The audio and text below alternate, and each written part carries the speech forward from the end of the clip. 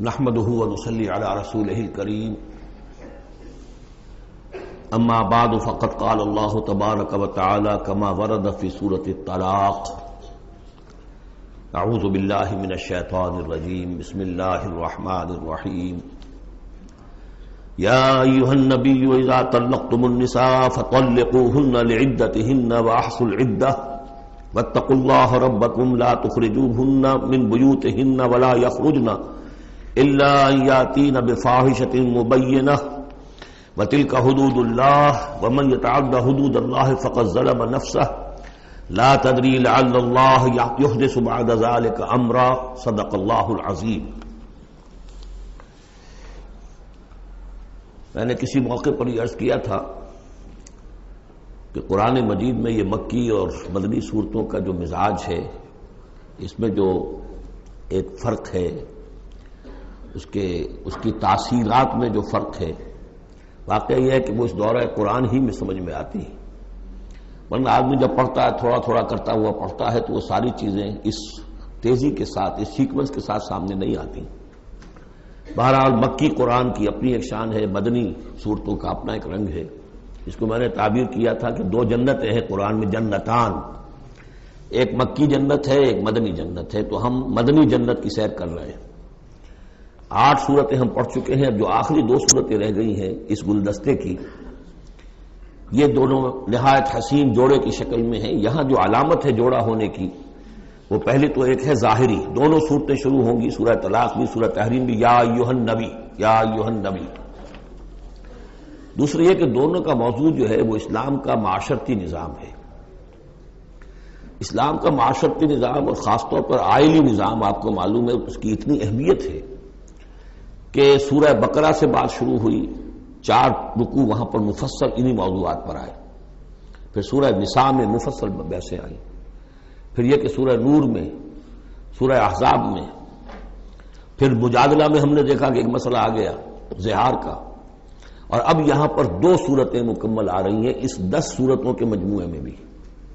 تو اس سے اندازہ ہونا چاہیے کہ اس آئلی قوانین کا اور معاشرتی جو ویلیوز ہیں اسلام کی، ان کی کتنی اہمیت ہے اللہ تعالیٰ کے نزدیک۔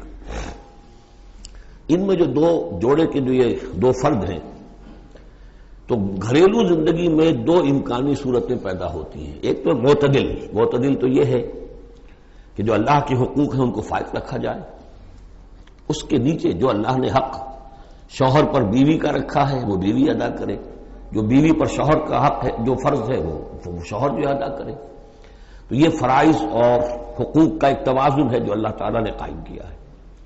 اگر یہ توازن خوبصورتی سے چل رہا ہے، حدود اللہ جو ہیں وہ ٹوٹ نہیں رہی ہیں، کہیں اس میں کوئی رخنا پیدا نہیں ہو رہا ہے، شوہر بھی بیوی بھی اپنے فرائض دینی کو ادا کرنے میں لگے ہوئے ہیں، چاہے ان میں ہائر لیول پر جا کر تھوڑا سا فرق ہو جاتا ہے، جو عام زندگی ہے اس میں کوئی فرق نہیں ہے، نماز عورت کو بھی پڑھنی ہے، مرد کو بھی پڑھنی ہے، زکوٰۃ مرد کو بھی دینی ہے، عورت کو بھی دینی ہے، روزہ عورت کو بھی رکھنا ہے، مرد کو بھی رکھنا ہے، حج جو ہے وہ فرض ہے۔ اس کے بعد دعوت و تبلیغ میں آگے تھوڑا سا فرق ہو جائے گا کہ عورتوں کا دائرہ محدود ہو جائے گا، وہ مردوں میں جا کے دعوت و تبلیغ نہیں کریں گی، خواتین میں کریں یا اپنے محرم مردوں میں کریں، لیکن فرضیت قائم رہتی ہے۔ اور اس سے اوپر جا کر تیسرے لیول پر اور ذرا بالواسطہ ان کا معاملہ ہو جاتا ہے، مردوں کے ذریعے سے وہ اقامت دین کی جو میدان کے اندر معاملے ہیں، جنگیں ہیں اور میدان میں جا کر مقابلے ہیں، وہاں ان کا جو رول ہے وہ بالواسطہ ہو جائے گا۔ ان کے بیٹے، ان کے بھائی، ان کے شوہروں کو زیادہ سے زیادہ وہ آزادی دیں، انہیں ریلیو کریں اپنے بوجھ سے، اولاد کی پرورش کا بھی سارا بوجھ اپنے اوپر لے لیں، شوہر کا حصہ جو ہے وہ بھی خود ادا کریں تاکہ شوہر یکسو ہو کر اپنا زیادہ سے زیادہ وقت جو ہے اقامت دین کی جد و جہد میں لگا سکے۔ تو یہ تو ہے نارمل جو چاہیے۔ اب اب نارملٹی یا ادھر ہوگی یا ادھر ہوگی، ایک طرف کو ہوئی، فرض کیجئے لیفٹ کی طرف ہو گئی، اس کی معنی کیا ہے کہ مزاج نہیں مل رہا، ہر وقت کی چک ہے، خام خواہ جو ہے گھر جو ہے اس کے اندر اختلاف ہی اختلاف ہے، ہر وقت کی لڑائی چل رہی ہے، تو اس میں اس سے بہتر ہے طلاق ہو جائے۔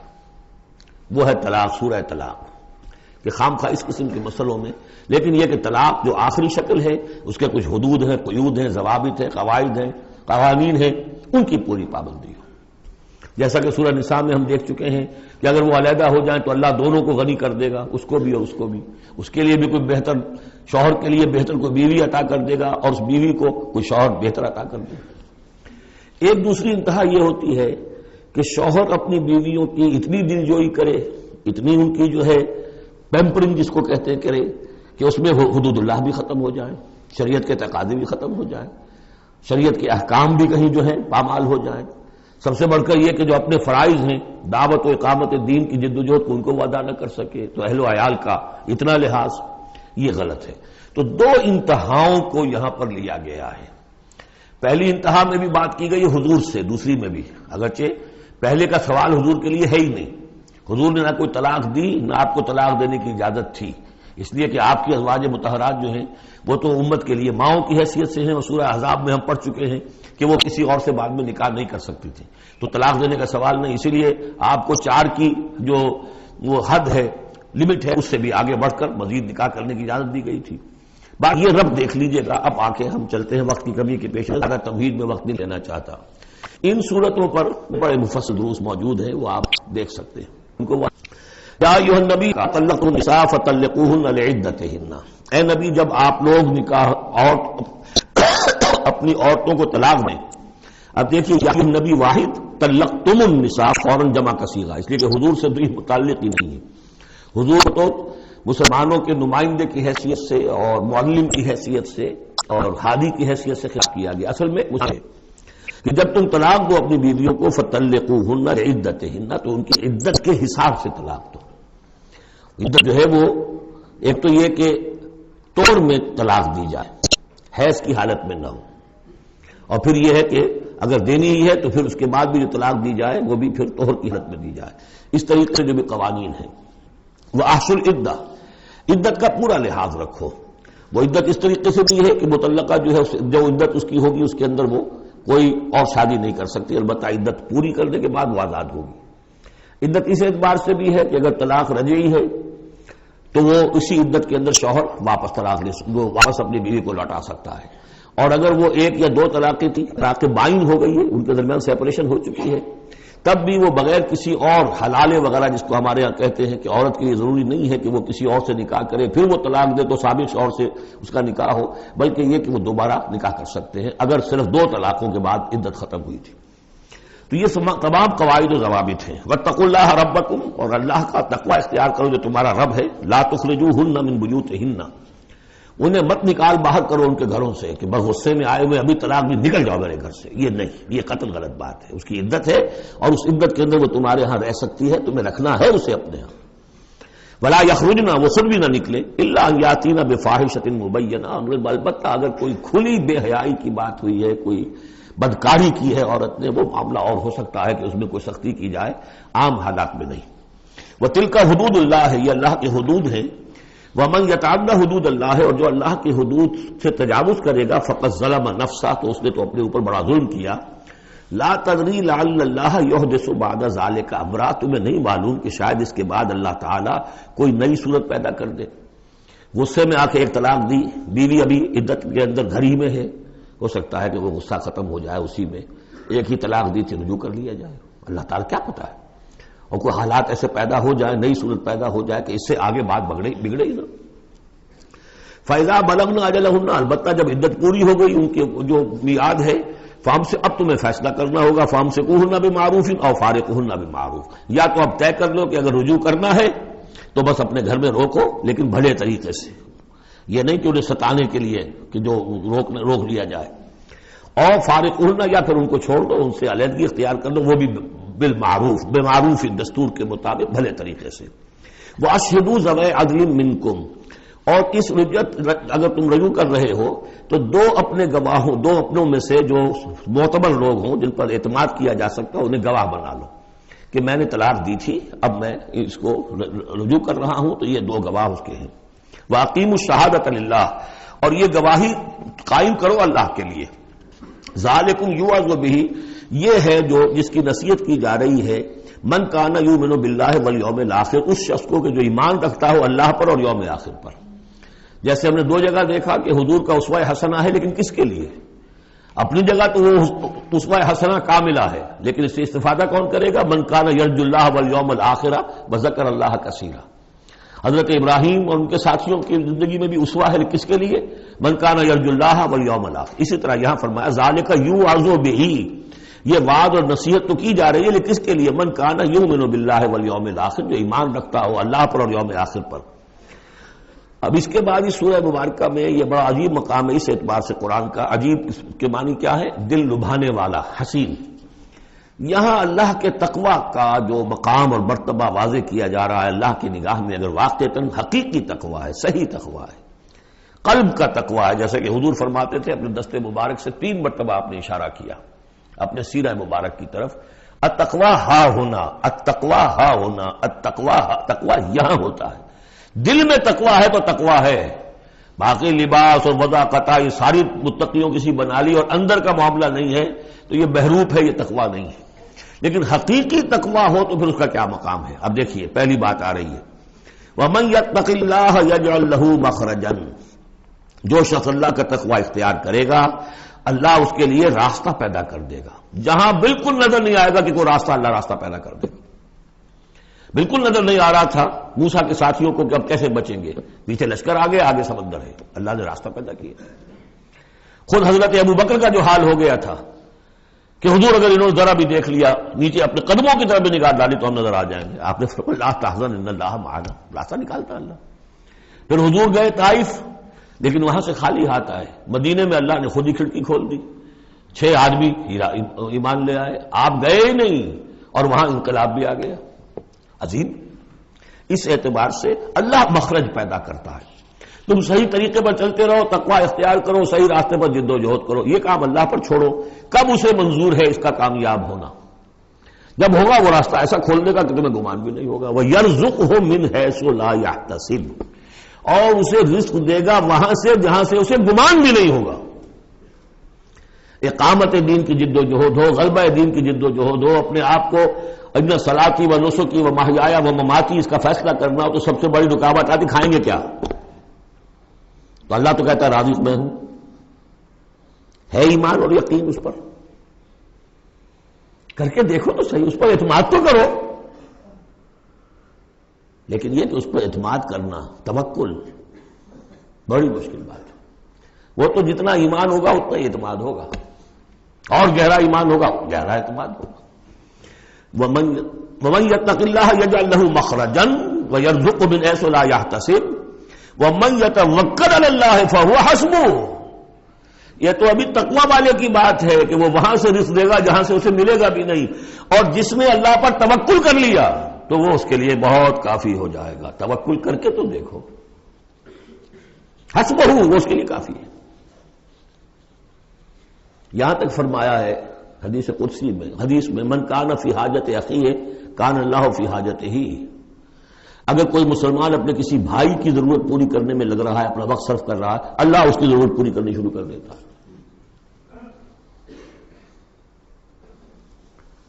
فکر ماں در کار ماں آزار ماں، کار ساز ماں بے فکر کار ماں، یہ فارسی شاعری کے اندر یہ دینی حقائق ہیں۔ کار ساز ماں بے فکر کار ماں، میرا کارساز میرے کاموں کی فکر کر رہا ہے، میں نے اپنے آپ کو اس کے کام کے لیے لگا دیا۔ وہ دنیا میں بھی ذرا سا بھی کوئی شریف انسان ہوگا، آپ اس کے ہو جائیں وہ آپ کو چھوڑ دے گا پھر کہیں؟ شرافت ہو، مروت ہو اس میں، آپ اللہ کے بن کر تو دیکھیے، پھر وہ کارساز ہے۔ کارساز ماں بے فکر کار ماں، فکر ماں در کار ماں آزار ماں، جب میں اپنے معاملات کی فکر خود کرتا ہوں، کوئی نہ کوئی ٹھوکر کھاتا ہوں، کوئی نہ کوئی غلطی کرتا ہوں، آزار اپنے سر کے اوپر پیدا کر لیتا ہوں۔ اپنے آپ کو حوالے کرو، اس کا نام ہے تفویض الامر الی اللہ، افوض امری الی اللہ ان اللہ بصیر بالعباد۔ ان اللہ بالغ امرہ، اللہ تعالیٰ تو اپنا معاملہ تو پورا کر کے ہی رہتا ہے، وہ تو دین کو غالب کرنا ہی ہے، کون اس کے اندر نفع کما گیا کون محروم رہ گیا یہ ان کی قسمت ہے۔ ابو بکر اور عمر اور عثمان اور علی اور عبد الرحمن ابن عوف یہ اپنی بازی جیت گئے، ابو جہل ابو لہب محروم رہ گئے، یہ تو اب ان کا معاملہ ہے، اللہ تو اپنی بات پوری کرا دے گا۔ اور اس دنیا کے ختم ہونے سے پہلے پہلے پورے عرضی پر اللہ کا دین غالب ہوگا. یہ ہونا ہے. دیکھنا یہ ہے کہ تم اس بہتی گنگا میں کو ہاتھ دھونے کو تیار ہو یا نہیں، یا تم محرومین کی فہرست میں اپنے آپ کو لانا چاہتے ہو. بس اپنا تن من دھن لگا دو اس کے اندر. تمہاری ہڈیوں کا چورا ہو کر بھی اس نئی تعمیر کی بنیادوں میں اگر لگ جائے تو بہت بڑی کامیابی ہے. قد جعل اللہ لکل شیء قدرا، بہت عمدہ مقام ہے. اللہ نے ہر چیز کے لیے ایک اندازہ مقرر کیا ہوا ہے. کب اللہ کی مدد آئے گی یہ بھی اس نے طے کیا ہوتا ہے. You have to qualify. Pre qualification conditions ہیں تب مدد آئے گی. یوں نہیں آتی مدد. اپنا سب کچھ لگا دو پھر کہو کہ اللہ میری 15 برس کی کمائی کل میدان میں نے وجود ڈالی ہوئی ہے. 15 برس کی کمائی، دن کی اور رات کی کوششیں ہیں میری، صبح اور شام کی کوششیں ہیں میری. 15 برس وہ میدان میں نے لا کے ڈال دی. تب پکارو اللہ کو. اپنا مال بچا کے رکھنا ہے، اپنی مستقبل کو بھی بچانا ہے، اپنی اولاد کو بھی بچانا ہے، اور اللہ کا دین غالب ہو جائے. کہیں نام لکھا کے کسی جماعت میں شامل ہو کر بڑا تیر مار دیا، گویا کہ اللہ تعالیٰ تو جانتا ہی نہیں. کتنی کنٹریبیوشن ہے، کتنا اثار ہے، کتنی قربانی ہے، کتنا وقت ہے، کتنی محنت ہے، اللہ جانتا ہے. باقی اس نے ہر چیز کا ایک اندازہ مقرر کیا ہوا ہے. اب اس کے بعد پھر آ رہا ہے وہی طلاق کا معاملہ. واللائی یئسن من المحیض من نسائکم، اور تمہارے ہاں کی وہ خواتین کے جن کا حیض کا سلسلہ بند ہو چکا ہو، مایوس ہو چکی ہو حیض سے. ان ارتبتم فعدتہن ثلاثۃ اشہر، اگر اس میں کوئی شک بھی ہو تو پھر 3 مہینے عدت ہو جائیں گے. اب حیض تو آ نہیں رہا کہ 3 ہے طہور اور 3 حیض کا کوئی حساب کیا جائے. واللائی لم یحضن، اور وہ ابھی بچپن میں نکاح ہو گیا کیونکہ ہو جاتا تھا، اور ابھی بچی کو جو ہے وہ ابھی ایام شروع ہی نہیں ہوئے ہیں، تو اب ان کی عدت کیسے ہوگی اگر ان کو طلاق دے دی گئی؟ تو ان کے لیے بھی یہ کہ 3 مہینے. وَأُولَاتُ الْأَحْمَالِ أَجَلُهُنَّ أَن يَضَعْنَ حَمْلَهُنَّ، اور جو حاملہ ہوں ان کی پھر عدت یہ ہے کہ وہ وضع حمل ہو جائے، بچے کی پیدائش ہو جائے، اس کے بعد وہ ان کی جو ہے عدت ختم ہوگی. یہ بھی ہو سکتا ہے کہ پورے 8 مہینے لگ جائیں، 9 مہینے لگ جائیں، 4 مہینے ہو، 6 ہو، واللہ اعلم. وَمَن يَتَّقِ اللَّهَ، پھر دیکھیے تقویٰ. وَمَن يَتَّقِ اللَّهَ يَجْعَل لَّهُ مِنْ أَمْرِهِ يُسْرًا، جو اللہ کا تقویٰ اختیار کرتا ہے اللہ اس کے کاموں میں آسانی پیدا کر دیتا. فَسَنُيَسِّرُهُ لِلْيُسْرَىٰ، ذالک امر اللہ انزلہ الیکم، یہ اللہ کا حکم ہے جو اس نے نازل کر دیا ہے تمہاری طرف. اللہ یہ ذمہ داری لے رہا ہے اپنے اوپر. ومن یتق اللہ یکفر عنہ سیئاتہ، اور جو اللہ کا تقوی اختیار کرے گا اللہ تعالیٰ اس کی برائیوں کو، اب یہ آخرت کا معاملہ ہو رہا ہے، اس کی برائیوں کو، اس کے گناہوں کو اس کے نامہ اعمال سے دھو دے گا. ویعظم لہ اجرا، اور اس کے لیے بہت بڑا اجر اور ثواب ہے جو عطا کرے گا. اسکنوہن من حیث سکنتم من وجدکم، اب کسی عورت کو طلاق دی ہے، ایک طلاق دی ہے، عدت میں رکھنا ہے گھر میں، وہ پہلے آ چکا ہے، لیکن گھر میں ایسا نہ ہو کہ کہیں کسی ملازمہ کی کوٹڑی میں ڈال دو اس کو. اسکنوہن من حیث سکنتم، وہیں رکھو جہاں تم رہتے ہو. من وجدکم، جو بھی تمہاری جو مقدور ہے اس کے مطابق، اسی سٹیٹس کے ساتھ. ولا تضاروہن لتضیقوا علیہن، اور انہیں کوئی تکلیف نہ پہنچاؤ کہ ان پر تنگی کر دو کہ وہ خود ہی جلدی سے روانہ ہو جائیں، گھر چھوڑ کے نکلنے پہ مجبور ہو جائیں. وَإِن كُنَّ أُولَاتِ حَمْلٍ، اور اگر وہ حاملہ ہوں، فَأَنفِقُوا عَلَيْهِنَّ، تو اب ان کے اوپر خرچ کرو، ان کا نان نفقہ وہ تمہارے ذمے ہے. حَتَّى يَضَعْنَ حَمْلَهُنَّ، یہاں تک کہ پھر وہ واضح حمل سے فارغ ہو جائیں. فَإِنْ أَرْضَعْنَ لَكُمْ، پھر اگر وہ تمہارے لیے، تمہارے بچہ تو تمہارا ہے، اس کو اگر دودھ پلاتی ہیں، فَآتُوهُنَّ أُجُورَهُنَّ، تو انہیں ان کا اجر اور ان کا بدلہ عطا کرو. وَاعْتَمِرُوا بَيْنَكُمْ بِمَعْرُوفٍ، اور آپس میں مشورہ کر لیا کرو بڑے بھلے طریقے سے. اگر طلاق بھی ہو گئی کوئی بات نہیں، انسان تو ہے نا، انسانی سطح پر. اب شوہر بیوی نہیں رہے لیکن انسان تو ہے، انسانی سطح کے اوپر بات کر لی جائے. وَاعْتَمِرُوا بَيْنَكُمْ بِمَعْرُوفٍ وَإِن تَعَاصَرْتُمْ، اور اگر کہیں ایسی زدہ ہو جائے کہ بیوی کا میں تو دودھ نہیں پلاتی یا کوئی اور مسئلہ ہو، فَسَتُرْضِعُ لَهُ أُخْرَىٰ، تو پھر کوئی اور عورت جو ہے اس کو دودھ پلائے. لِيُنْفِقْ ذُو سَعَةٍ مِّن سَعَتِهِ، اب اس تمام معاملے میں جو بھی شوہر ہے وہ خرچ کرے، جو وسعت والا ہے وہ اپنی وسعت کے مطابق خرچ کرے، جو اس کا بھی سطح اللہ نے اسے دی ہے اس کے مطابق. وَمَنْ قُدِرَ عَلَيْهِ، اور جس کے اوپر اللہ تعالیٰ نے رزق کی کوئی تنگی رکھی ہے، ناپ تول کر دے رہا ہے، کوئی فراوانی نہیں ہے، تو فَلْيُنْفِقْ مِمَّا آتَاهُ اللَّهُ، تو وہ خرچ کرے اس میں سے جو اللہ نے اس کو دیا ہے. لَا يُكَلِّفُ اللَّهُ نَفْسًا إِلَّا مَا آتَاهَا، اللہ تعالیٰ کسی جان کو ذمہ دار نہیں بنائے گا مگر اسی حد تک جو کچھ کہ اس نے اسے دے رکھا ہے. کشادگی دی ہے تو اپنی اس بیوی جو ہے مطلقہ اس کے اوپر تم رکھو، کشادگی رکھو، تنگی ہے تو ٹھیک ہے اس حساب سے دو، اللہ تو جانتا ہے۔ سیجعل اللہ بعد عسر یسرا، یقینا اللہ تعالیٰ جو ہے اس کے لیے سختی کے بعد آسانی بھی پیدا کر دے گا۔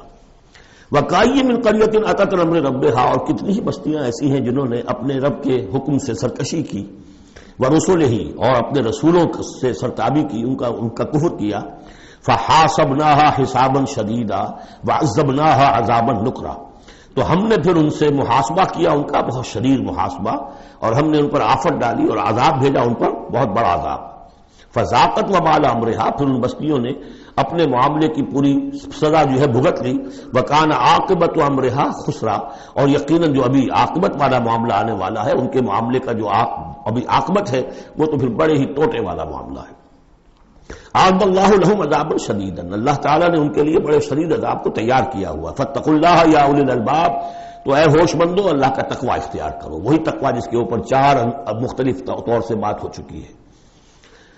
الذین آمنوا، اے وہ ہوش مندو جو ایمان بھی لے آئے ہو، اللہ کا تقوی اختیار کرو۔ قد انزل اللہ الیکم ذکرا، اللہ نے تمہاری طرف ذکر نازل کر دیا ہے۔ یہ آیت بڑی اہم ہے، ذکر کی آگے وضاحت آ رہی۔ ذکر سے مراد کیا ہے؟ رسولا یتلو علیکم آیات اللہ مبینات لیخرج الذین آمنوا وعملوا الصالحات من الظلمات الی النور، رسول کہ جو پڑھ رہا ہے آیات اللہ کی تم پر، تمہیں سنا رہا ہے، اور وہ آیات بینات ہیں تاکہ نکالے وہ تمہیں ان لوگوں کو جو ایمان لائے اور جنہوں نے نیک عمل کیے اندھیروں سے نور کی طرف۔ تو ذکرہ، قد انزلنا الیکم ذکرہ، اور ذکرہ کی وضاحت رسولا یتلو علیکم آیات اللہ مبینات، یہی بات پھر آگے جا کے سورہ بینہ میں آئے گی، ابھی صرف نوٹ کر لیجئے، پھر جا کر بات پوری واضح وہاں ہوگی۔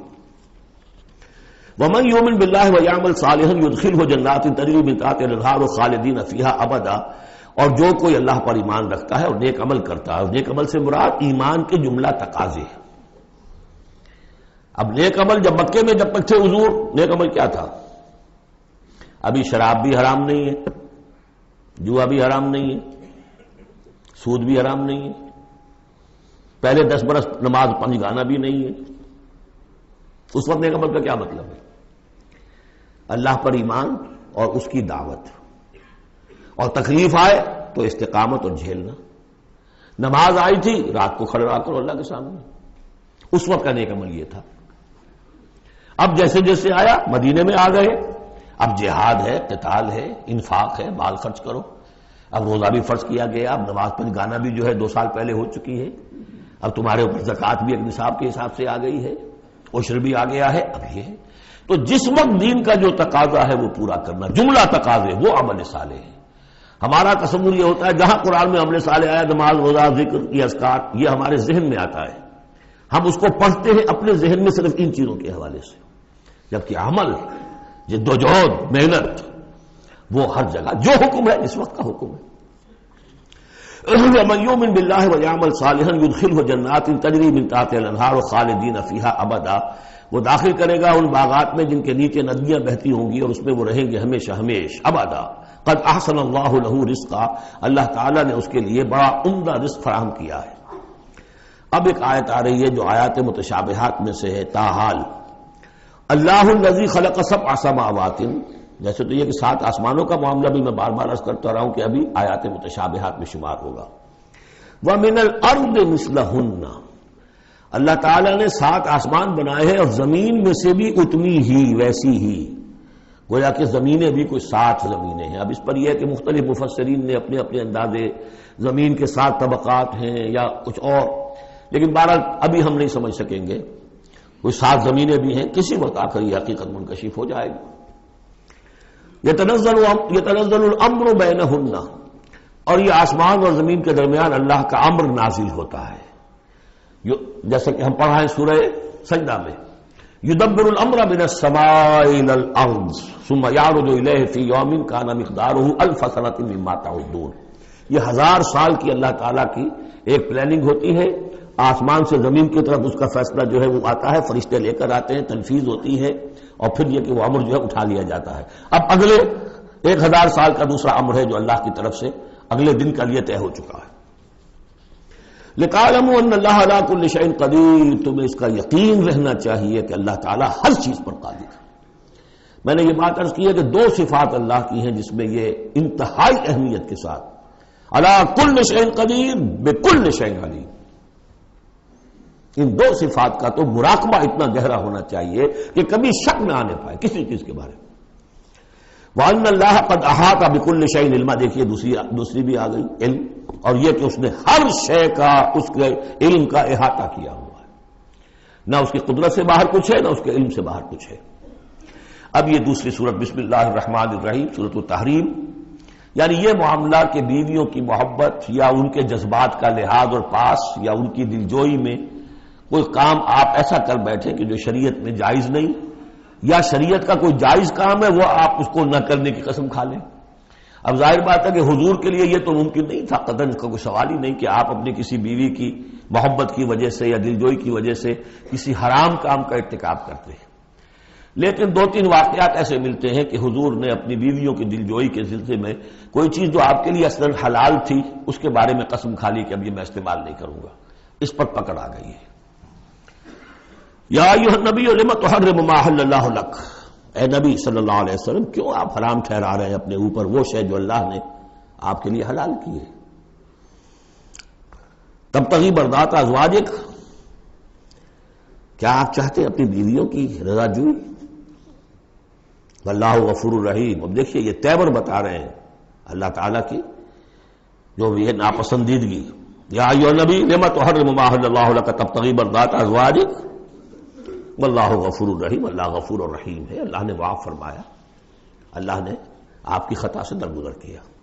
قد فرض اللہ لکم تحلۃ ایمانکم، اللہ تعالیٰ نے تمہارے لیے ایسی قسموں کا کھول دینا جو ہے اس کا راستہ معین کر دیا ہے۔ فرض میں یہ بھی سمجھا گیا لازم ٹھہرایا ہے، یعنی کوئی غلط قسم کھا لی ہے تو اس فرض ہے کہ اسے توڑ دیا جائے، لیکن توڑنے کا کفارہ ہے، ایسے نہیں توڑ دیا جائے گا۔ وہ بھی پوری آیت جو ہے وہ سورہ مائدہ کے اندر آ چکی ہے، گویا کہ اب آپ یہ اپنی قسم توڑیے اور وہ کفارہ ادا کیجیے۔ واللہ مولاکم، اللہ تمہارا مولا ہے، مددگار ہے، پشت پناہ ہے، وہو العلیم الحکیم، اور وہ سب کو جاننے والا ہے، کمال حکمت والا۔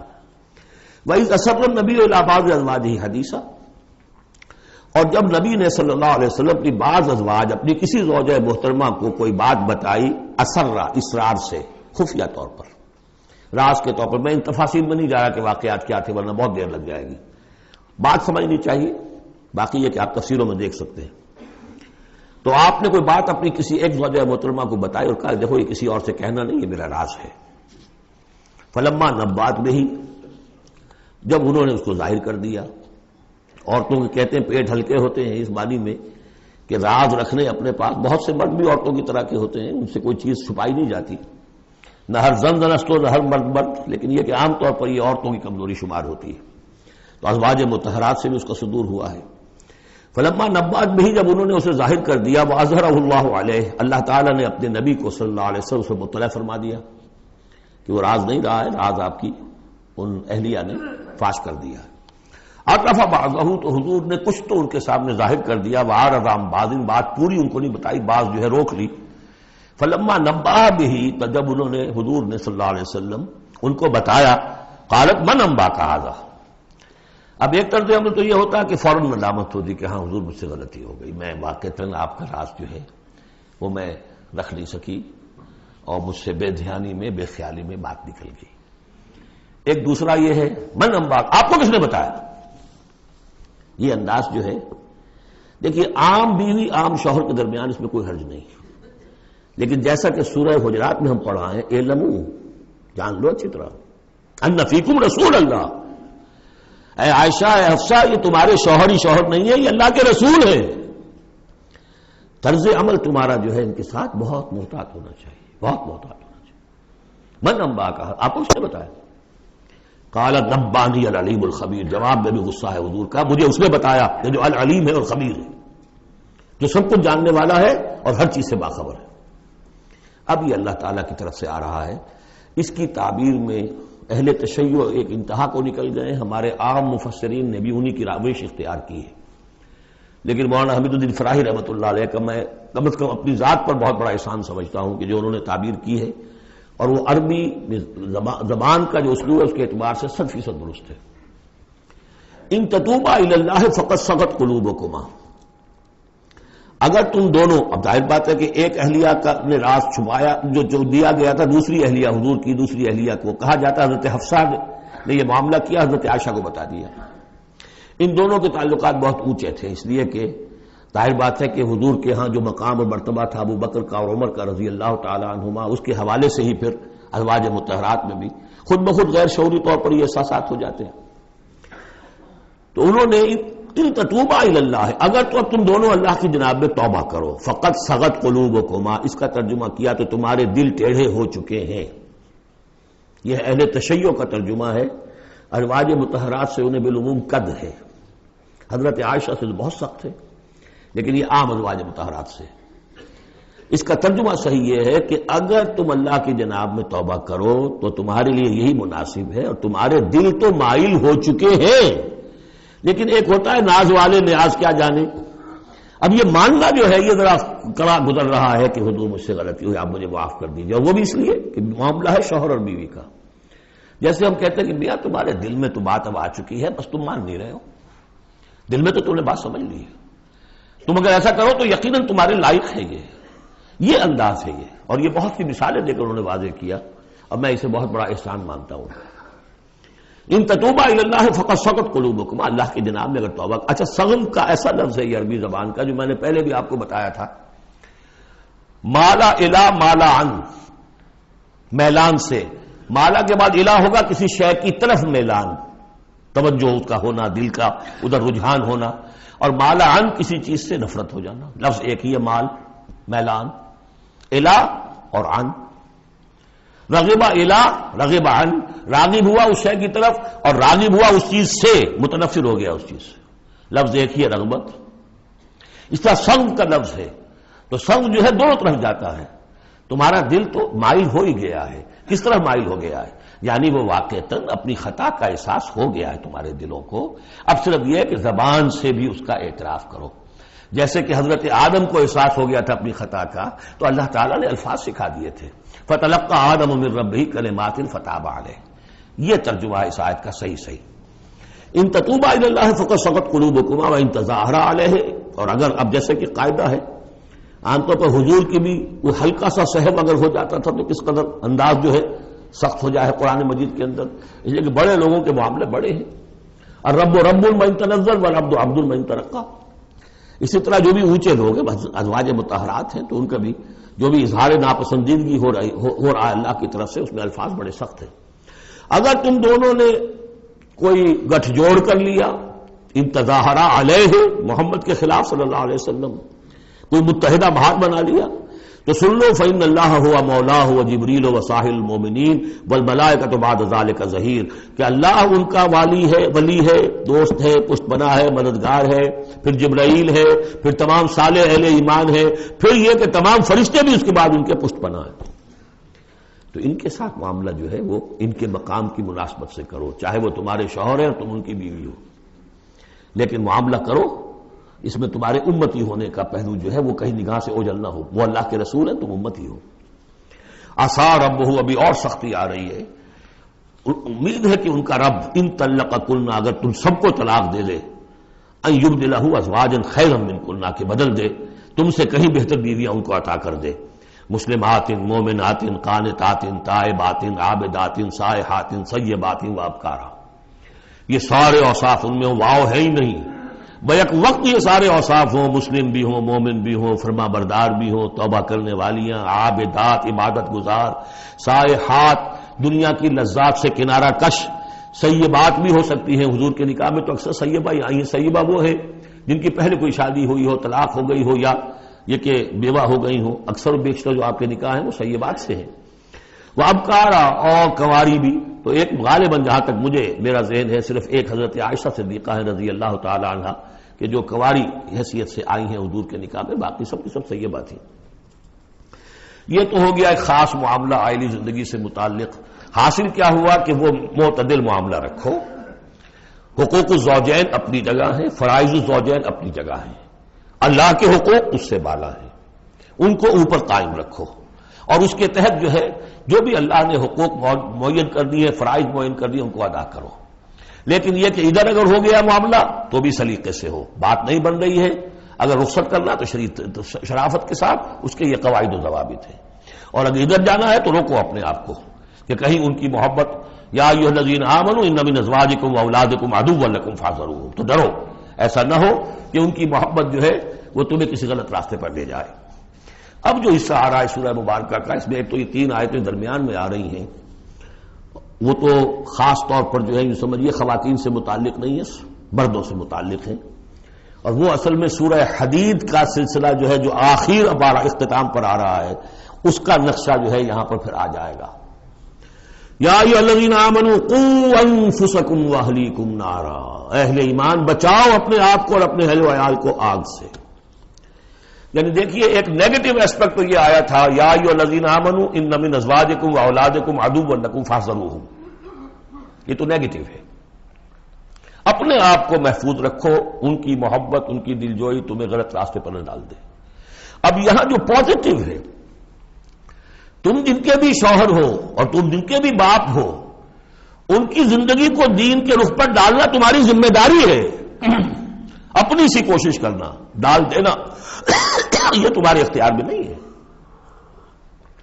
حضرت نوح کا ایک بیٹا بھی ان کے نگاہوں کے سامنے غرق ہو گیا، کوئی بات نہیں، لیکن تم کیا کر رہے ہو؟ تم اپنے اہل و عیال کے حق میں سمجھا تم نے یہ ہے کہ صرف نان نقشے کی ذمہ داری ہے، کھانا پلانا ہماری ذمہ داری ہے، بس یہ بہت غلط ہے۔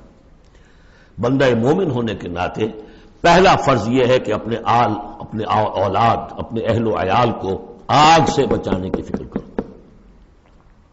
تربیت ان کی، دین کے لیے رجحان پیدا کرنا ان میں، اس کے لیے جو بھی ممکن طریقے ہو اختیار کرنا، یہ تمہاری ذمہ داری ہے۔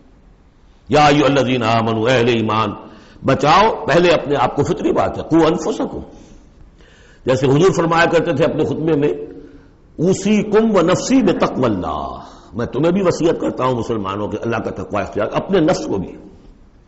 اسی طرح قوا انفسکم واہلیکم نارا، بچاؤ اپنے آپ کو اور اپنے اہل و عیال کو آگ سے، وقودھا الناس والحجارہ، اس کا ایندھن بنیں گے انسان اور پتھر، علیہا ملائکۃ غلاظ شداد، اور اس پر ایسے فرشتے ہیں معمور ہیں اس جہنم پر کہ جو بڑے تند خو ہیں، سخت دل ہیں، شداد، لا یعصون اللہ ما امرہم۔ اب جب تم یا تمہارے لاڈلے، تمہاری لاڈلی بیوی اور تمہارے لاڈلے بیٹے اور بیٹیاں جب جہنم میں جھونکے جائیں گے، اگر اللہ نے تمہیں بچا بھی لیا اور وہ تمہارے سامنے جہنم میں جائیں گے تو سوچ لو ان کی چیخ و پکار اور ان کا نالا و شیون، وہ فرشتوں کا دل جو ہے اسے پسیجے گا نہیں، وہ بڑے سخت دل ہیں۔ اب سوچ لو کن کے حوالے کرنا چاہتے ہو؟ جہنم کے داروغہ کے حوالے کرنا چاہتے ہو اپنی بیویوں کو اور اپنی اولادوں؟ یہ محبت نہیں، یہ تو عداوت ہو گئی ہے۔ تم سمجھ گئے ہو کہ محبت کا مظہر ہے یہ، اعلیٰ تعلیم دلوا رہے ہیں۔ کون سی تعلیم دلوا رہے ہو؟ جو انہیں دین کی طرف راغب کرنے والی ہے یا باغی کرنے والی ہے؟ یہ تمہاری رحمت ہے، محبت ہے یا عداوت ہے، دشمنی ہے؟ علیہا ملائکۃ غلاظ شداد، ان کا دل پسیجے گا نہیں، پتھر کی طرح سخت دل ہوگے ان کے، غلاظ شداد، چیخے جاؤ چلائے جاؤ، نالا و شیون، لا یعصون اللہ ما امرہم، جو اللہ کا حکم ہوگا وہ اس کی نافرمانی نہیں کریں گے، جس کو جو عذاب دینا ہے وہ دیں گے، وَيَفْعَلُونَ مَا يُؤْمَرُونَ، اور کریں گے وہی کچھ جس کا انہیں حکم دیا جائے گا۔ یا ایھا الذین کفروا لا تعتذروا اليوم، اور کہا جائے گا اے کافرو اب آج تم کوئی بہانہ نہ بناؤ، انما تجزون ما کنتم تعملون، تمہیں وہی کچھ بدلے میں دیا جا رہا ہے جو تم عمل کر کے لائے۔ اس کے بعد ایک عظیم آیت آ رہی ہے اس سورہ مبارکہ، بلکہ اس پورے گروپ کے حوالے سے، جو میں نے عرض کیا تھا پل صراط کا ایک نقشہ آیا ہے وہاں، اس کی ایک جھلک یہاں بھی دکھائی گئی ہے، جو سورہ حدید میں تھا وہ یہاں ہے، یہاں اختصار کے ساتھ۔ یا ایھا الذین آمنوا توبوا الی اللہ توبۃ نصوحا، اہل ایمان توبہ کرو اللہ کی جناب میں بڑے خلوص کے ساتھ، اخلاص کے ساتھ۔ اس توبہ کو یہی نہ سمجھیے کہ خدا نہ خواستہ کوئی شراب پیتا ہے بس اس سے توبہ کر لی، ٹھیک ہے یہ بھی توبہ ہے، کوئی رشوت لیتا ہے اس رشوت سے توبہ کر لی، یہ بھی توبہ۔ سب سے بڑی توبہ یہ تم جا کدھر رہے ہو، دنیا کی طرف یا آخرت کی طرف؟ کس کے نقش قدم کی پیروی کر رہے ہو، محمد کی صلی اللہ علیہ وسلم یا کسی اور کی؟ زندگی کا رخ کیا ہے؟ پلٹو، لوٹو اللہ کی طرف، آخرت کی طرف. جو آپ پڑھ چکے ہیں سورہ زاریات، ففروا الی اللہ، دوڑو اللہ کی طرف، لپکو اللہ کی طرف. کدھر جا رہے ہو؟ فأین تذهبون، کدھر جا رہے ہو؟ یا ایھا الذین آمنوا توبوا الی اللہ توبۃ نصوحا. غفلت میں زندگی گزر گئی. اب بھی جب تک کہ موت کے آثار شروع نہیں ہوتے، چاہے کتنا بڑھاپا آ گیا، موقع ہے. فرائض دینی کو سمجھو کہ وہ کیا ہے، ان کو ادا کرنے کے لیے کمر کسو. فرائض دینی صرف نماز و روزہ ہی نہیں ہے. فرائض دینی باطل کے غلبے کے تحت اگر تم زندگی گزار رہے ہو تو اس کے خلاف بغاوت، اس کے لیے جد و جہد. یہ نہیں کہ بس کھڑے ہو نعرہ مارو اور کوئی آپ کے اوپر گولیاں چلے اور ختم. تیاری کرو اس کے لیے. جماعتی زندگی ہو، ان کی تربیت ہو. 12 برس تک مکے میں جو کرتے رہے محمد رسول اللہ صلی اللہ علیہ وسلم، اس کا کوئی عکس ہو. وہ کیفیت تو پیدا نہیں ہو سکتی. یہ رتبہ بلند ملا جس کو مل گیا، کوئی عکس اس کا 1000 میں ایک درجے میں کچھ تو ہو. یہ پیدا کرو، تیاری کرو، سمجھو منہج انقلاب نبوی کیا تھا. اس پر میری ایک کتاب موجود ہے، شاید آؤٹ آف پرنٹ ہے آج کل، منہج انقلاب نبوی. باقی کیسے تقریریں کہ تو بے شمار ہیں. توبوا الی اللہ توبۃ نصوحا، خالص توبہ، پاک توبہ. یہ نہ ہو کہ دل میں کہیں چور رکھا ہوا ہے کہ پھر کرنا تو ہے وہی کام. توبہ کی تسبیح کر لو، وہ توبہ نہیں ہے. اگر تم خالص توبہ کرو گے، عسیٰ ربکم ان یکفر عنکم سیئاتکم، امید ہے تمہارا رب تم سے تمہاری برائیوں کو دور کر دے گا، نامہ اعمال کے دھبے بھی دھو دے گا. التائب من الذنب کمن لا ذنب لہ، جو حقیقت میں توبہ کر لے گناہ سے، وہ ایسے جیسے اسے گناہ کبھی کیا ہی نہیں. اور یہ کہ آئندہ بھی تمہارے دامن کردار پر جو داغ ہیں وہ بھی دھو دے گا. وَيُدْخِلَكُمْ جَنَّاتٍ تَجْرِی مِن تحتہا الانہار، داخل کرے گا تمہیں ان باغات میں جن کے دامن میں ندیاں بہتی ہوں گی. یوم لا یخزی اللہ النبی والذین آمنوا معہ، جس دن کہ اللہ تعالیٰ نہیں رسوا کرے گا نہ اپنے نبی کو نہ ان کو جو ان کے ساتھ ایمان لائے، صلی اللہ علیہ وسلم ورضی اللہ تعالیٰ عنہم اجمعین. نورہم یسعی بین ایدیہم، ان کا نور دوڑتا ہوگا ان کے سامنے، وبایمانہم، اور ان کے داہنی طرف. وہی الفاظ ہے جو سورہ حدید میں آئے. دل میں ایمان تھا تو نور ایمان سامنے کی طرف اس کا ٹارچ کی روشنی پڑے گی، اور اعمال صالحہ کا نور داہنی طرف ہوگا. داہنا ہاتھ اعمال صالحہ کا قاسم ہے. یقولون ربنا اتمم لنا نورنا، اور وہ کہتے ہوں گے کہ اے رب ہمارے نور کو کامل فرما دے. اس کو مطلب سمجھ لیجئے. حضور نے فرمایا جن کو نور عطا ہوگا، کچھ لوگوں کا نور تو صرف اتنا ہوگا کہ ان کے قدموں کے آگے روشنی ہو جائے گی. وہ بھی بڑی غنیمت ہے. اندھیرے میں پگڈنڈی پر چلنا ہو تو وہ اتنی ٹارچ کی روشنی بھی وہ معلوم ہوگا بہت غنیمت ہے. لیکن کچھ لوگوں کو ایسا نور ملے گا کہ جس کی روشنی یہاں مدینے سے صنعاء تک جائے گی، یمن کا شہر. ابو بکر صدیق کو کون سی روشنی ملے گی؟ ہمیں تو وہ ٹارچ بھی مل جائے تو بہت غنیمت ہے. لیکن جنہیں وہ تھوڑا ملے گا، کیوں تھوڑا ملا؟ کوتاہیاں تھیں، تقصیرات تھیں، کمی تھی، جتنا کرنا چاہیے تھا اتنا نہیں کیا تھا، کچھ بچا بچا کے بھی رکھا تھا. تو بچا بچا کے نہ رکھ، اسے تیرا آئینہ ہے وہ آئینہ کہ شکستہ ہو تو عزیز تر ہے نگاہ آئینہ ساز میں. لہذا کم ہوگا، پھر وہ دعا کریں گے ربنا اتمم لنا نورنا. اپنے کرم سے، اپنے فضل سے، اپنی شان غفاری سے ہماری کوتاہیوں کو ڈھانپ لے اور ہمارے نور کو بھی کامل فرما دے. اتمم لنا نورنا واغفر لنا، ہمیں بخش دے. انک علی کل شیء قدیر، یقیناً اللہ تو ہر شے پر قادر ہے، تیرا حق کون روک سکتا ہے. یا ایھا النبی جاہد الکفار والمنافقین واغلظ علیہم ومأواہم جہنم وبئس المصیر. اے نبی صلی اللہ علیہ وسلم، جہاد کیجئے کافروں سے بھی اور منافقوں سے بھی. یہ آیت جو کہ تو سورہ توبہ میں بھی آ چکی ہے. واغلظ علیہم، سختی کیجئے. آپ کی طبیعت میں نرمی ہے، اور اس نرمی کا ناجائز فائدہ اٹھاتے ہیں منافقین، کیونکہ قانونی ان کو پروٹیکشن حاصل ہے، مسلمان تو ہے وہ. تو آپ ان کے ساتھ بھی وہ معاملہ کرتے ہیں کہ جو اہل ایمان کے ساتھ کرتے ہیں. چنانچہ وہ کہتے ہیں ہوا اذن، یہ تو کہانی کہانے نرے، بس کہانی کہانے سن لیتے ہیں، سمجھتے تو ہے ہی نہیں، دماغ میں بھیجا نہیں ہے ان کے. یہ بھی کہتے تھے وہ. لیکن آپ سختی کیجئے. یا ایھا النبی جاہد الکفار والمنافقین واغلظ علیہم ومأواہم جہنم، ان کا ٹھکانہ جہنم ہے. وبئس المصیر، اور بہت ہی برا ٹھکانہ ہے. اب جو ان دو صورتوں میں خواتین کا معاملہ آیا، اس کے حوالے سے اب یہ مقام آ رہا ہے بہت اہم، اس بات کو واضح کرنے کے لیے کہ خواتین اس غلط فہمی میں مبتلا نہ ہوں کہ اللہ کے ہاں سوال جواب جو ہونا ہمارے شوہروں سے ہی ہونا ہے، ہم سے کیا ہے، ہم تو ان کے تابع ہیں۔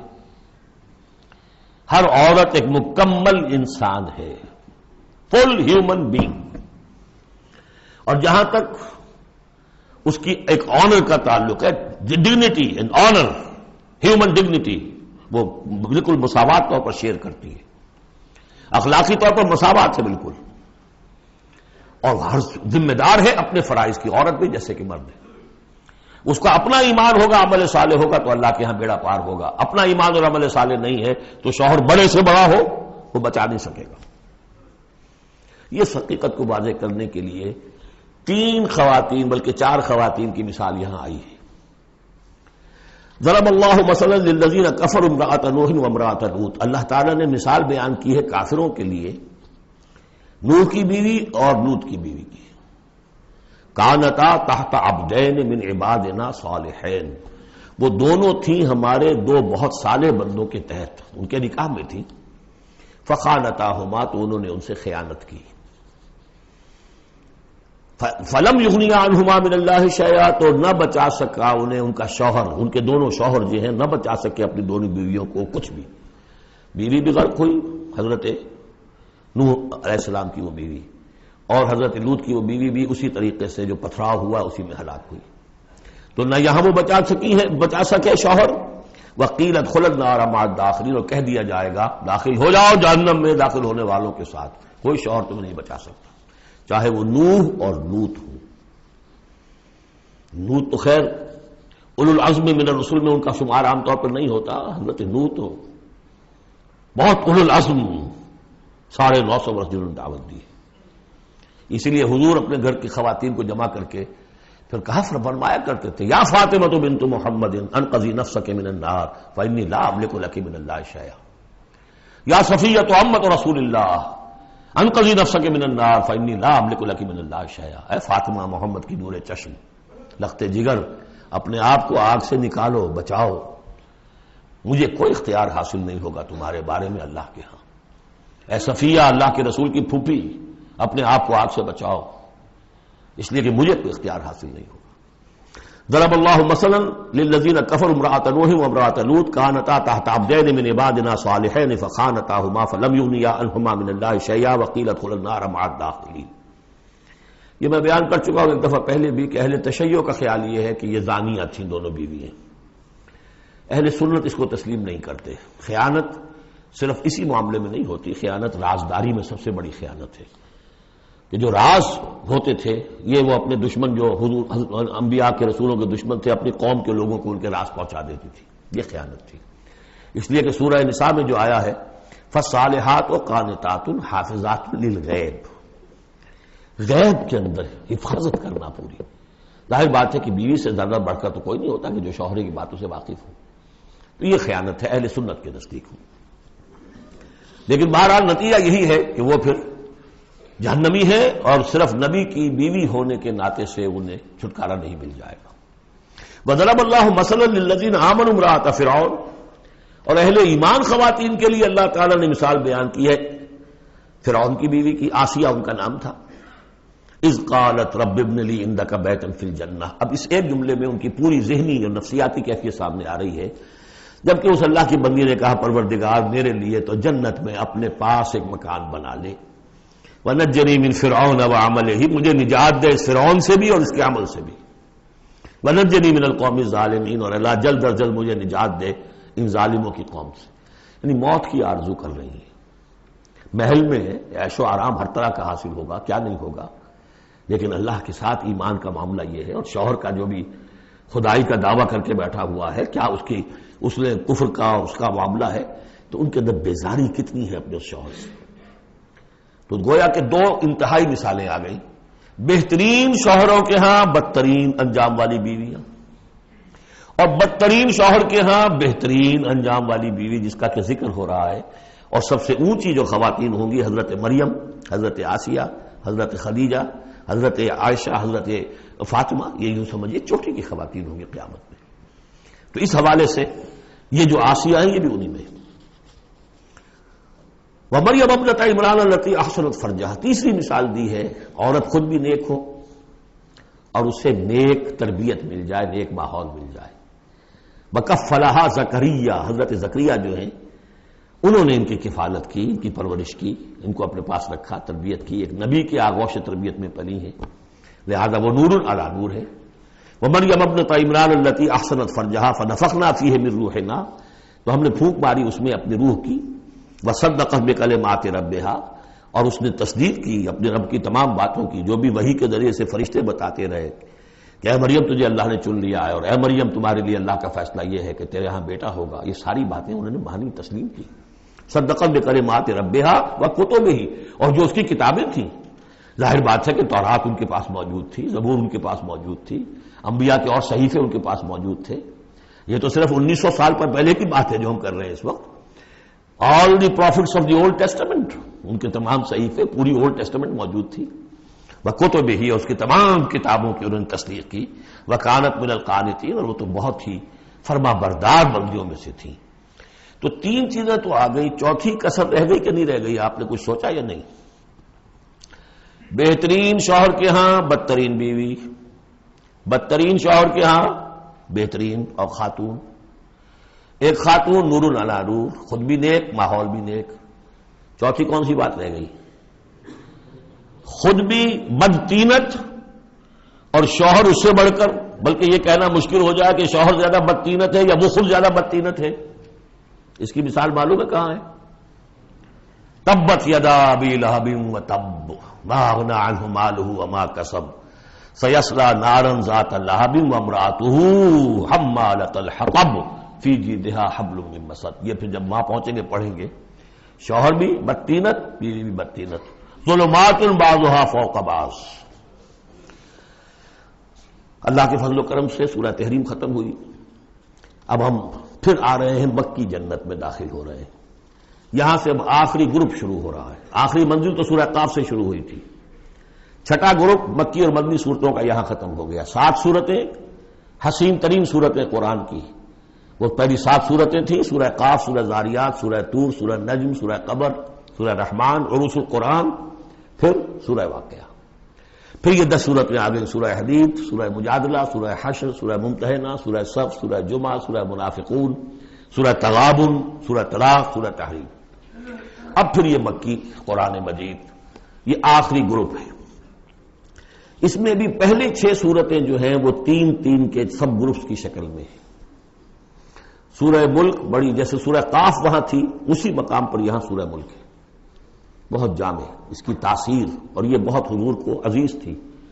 آپ کی کے معمولات میں سے تھا رات کو سوتے ہوئے آپ سورہ ملک پڑھا کرتے تھے، اور اس کی آپ نے تلقین کی ہے.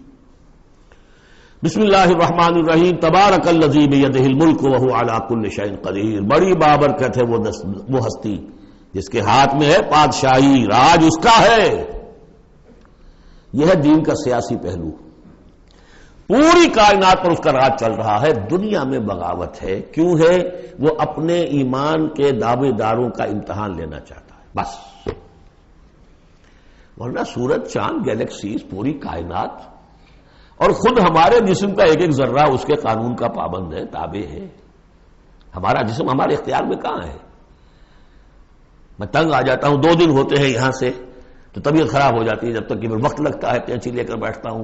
اگر میں چاہوں کہ یہاں بال نہ آئے، میرا جسم ہے، میرا تو اختیار نہیں، وہ تو آئیں گے. تو ہمارا جسم بھی جہاں تک اس کی فزیولوجی کا تعلق ہے، اس کی اناٹومی کا تعلق ہے، یہ سارا اللہ کے قانون کے تابع، میرے تابع تو نہیں. میں چاہوں میرا دل ذرا رک جائے، جب چاہوں میں اس کو سٹارٹ کر دوں تو یہ تو نہیں ہوگا. جب بند ہوگا بند ہو جائے گا، میرے اختیار میں نہیں ہے.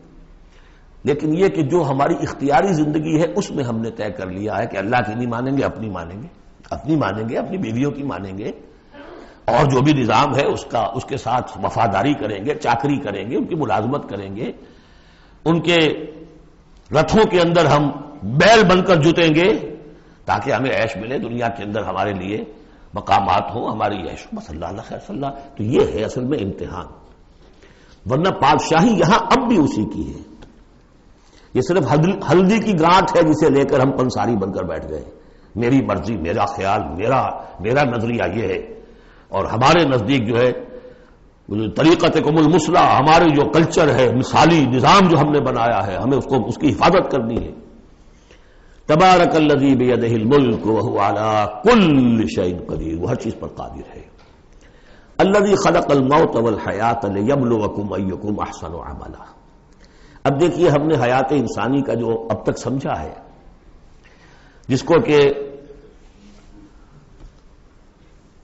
عمر نے، جو کہ بہت بڑا شاعر ہے، اس نے اپنی بیوی سے خطاب کر کے کہا ہے حیات ثم موت ثم بعث حدیث و خرافات یا ام عمری. یہ کیا ہے؟ زندگی پھر موت پھر زندگی، یہ کیا؟ یہ سب حدیث و خرافات معاذ اللہ. ہم نے بھی دیکھا پہلے کنتم امواتا فاحیاکم ثم یمیتکم ثم یحییکم ثم الیہ ترجعون. یہ وقفے کیوں ڈالے گئے؟ یہ موت کا وقفہ کیوں ڈال کر زندگی کا ایک حصہ نکال دیا علیحدہ؟ 30 40 50 60 سال یہ دنیا کی زندگی، پھر موت کا وقفہ. موت ایک زندگی کا وقفہ ہے، یعنی آگے بڑھیں گے دم لے کر. کیوں؟ اس کی حکمت بتائی جو ہم پڑھائیں سورہ واقعہ میں. قدرنا بینکم الموت، تمہاری ہی زندگی کا تسلسل ہے جس میں ہم نے ایک وقفہ موت کا ڈال دیا ہے. کیوں ڈالا ہے؟ خلق الموت والحیات لیبلوکم ایکم احسن عملا. یہ جو چنک علیحدہ کیا ہے یہ اس لیے کہ تمہاری آزمائش ہو، امتحان ہو، تمہیں جانچا جائے. وہ 3 گھنٹے کا امتحان ہوتا تھا جو دیتے تھے تم کبھی اسکولوں میں، اب یہ 30 برس کا سمجھ. اور واقعی 30 برس ہی ہوتے ہیں آدمی کے پاس. پہلی زندگی کے 20 25 برس ویسے گزر گئے، شعوری ابھی نہیں ہے، اور پھر ایک خاص عمر کے بعد جو ہے آزاد ڈھیلے پڑ گئے، اور پھر یہ کہ کیلا یعلم من بعد علم شیئا. 30 نہیں ہوں گے 40 مل جائیں گے آدمی کو. کام تو یہی ہوتا اس کی زندگی کا. لیکن اس لیے ہے لیبلوکم ایکم احسن عملا، تاکہ تمہیں جانچے پرکھے دیکھے تم میں سے کون ہے اچھے عمل کرنے والا. اب دیکھیے علامہ اقبال کی جو نظم ہے زندگی کے موضوع پر، واقعہ یہ ہے کہ بہت چوٹی کی چیز ہے، بہت عمدہ چیز ہے. تو اسے پیمانہ امروز فردا سے نہ ناپ، جاویداں پہم دواں ہر دم جواں ہے زندگی. قلزم ہستی سے تو ابھرا ہے مانند حباب. جیسے سمندر میں ایک بلبلا سا ہوتا ہے، کتنی زندگی ہوتی ہے بلبلے کی. قلزم ہستی سے تو ابھرا ہے مانند حباب، اس زیاں خانے میں تیرا امتحان ہے زندگی. خلق الموت والحیات لیبلوکم ایکم احسن عملا. ہے کبھی جان اور کبھی تسلیم جان ہے زندگی. کبھی زندگی جان سے مترادف ہے، عبارت ہے، کبھی جان دینا اصل زندگی ہے. ولا تقولوا لمن يقتل في سبيل الله اموات بل احياء ولكن لا تشعرون. ہے کبھی جان اور کبھی تسلیم جان ہے زندگی. اصل زندگی جو ہے وہ جان دے دینے سے حاصل ہوتی. الذي خلق 7 سماوات طباقا، وہ اللہ جس نے بنائے 7 آسمان ایک دوسرے کے اوپر. آیات متشابہات میں سے ہے. ما تری فی خلق الرحمن من تفاوت، تم نہیں دیکھ پاؤ گے اللہ کی تخلیق میں کہیں کوئی فرق. اتنا محکم نظام ہے، اتنا محکم نظام. کیا کسی سائنسدان نے آج تک یہ بھی کہا کہ تخلیق میں یہاں نقص ہے؟ کسی نے کہا؟ زوالوجی کی فیلڈ میں یا باٹنی کی فیلڈ میں یا کسی اور فیلڈ میں، جیولوجی کی فیلڈ میں، ایسٹرونومی کی، کسی نے کہا ہے؟ ما تری فی خلق الرحمن من تفاوت فارجع البصر هل تری من فطور. پھر ذرا دوبارہ لوٹا لو اپنی نگاہ، دیکھ لو، ہر میدان میں دیکھ لو، کہیں تمہیں کوئی رکھنا نظر آتا ہے؟ اگر یہ تخلیق کامل ہے تو کامل حقیقت میں کون ہے؟ اس کا خالق، اس کا باری، اس کا مصور. بس یہ نظر نہیں آتا. سائنسدان سب کچھ دیکھ رہے ہیں، ڈھونڈنے والا ستاروں کی گزرگاہوں کا اپنے افکار کی دنیا میں سفر کر نہ سکا. بڑے بڑے صاحب بصیرت اور بڑے بڑے عقل مند اپنی ناک پتلے کے پتھر سے ٹھوکر کھاتے ہیں. دیکھ رہے ہیں ٹیلیسکوپ سے ٹھوکر کھا رہے ہیں وہاں جو سامنے پتھر پڑا ہوا ہے اسے. یہ ہو رہا ہے آج ہمارے ساتھ. فرض سپر جیل کا بسرا کر رہے ہیں، پھر لوٹاؤ ذرا اپنی نگاہ کو 2 مرتبہ اور. ینقلب الیک البصر خاسئا وہو حسیر. تمہاری نگاہ تھک ہار کر لوٹ آئے گی، تمہیں ہماری تخلیق میں کہیں کوئی رکھنا، کوئی دراڑ نظر نہیں آئے گی. بارک اللہ لی ولکم فی القرآن العظیم ونفعنی وإیاکم بالآیات والذکر الحکیم.